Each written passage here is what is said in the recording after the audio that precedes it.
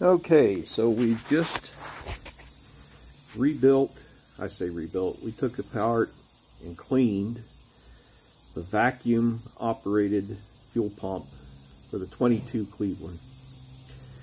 So we're going to test it to see if it works. Everything looked pretty good on the inside. Now, for my vacuum source, I'm using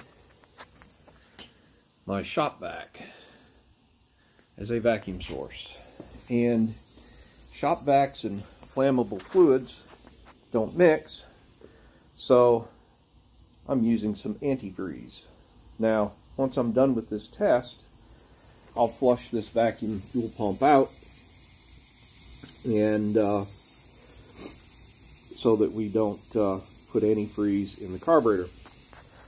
Now, the way this thing works is you have vacuum. Sorry about that.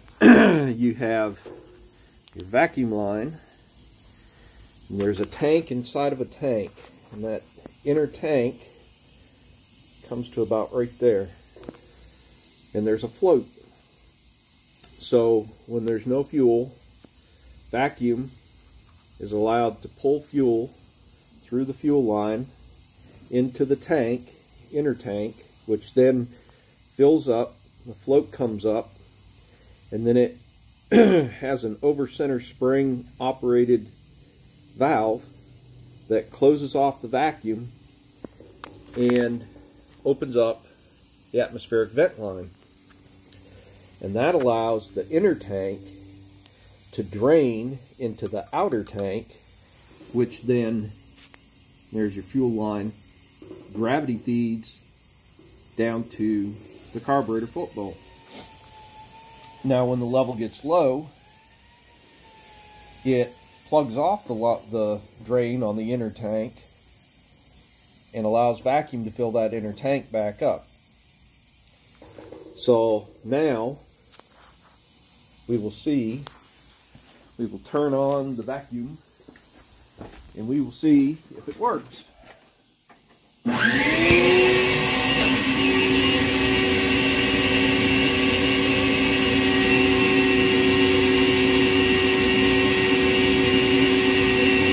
And here comes the fuel.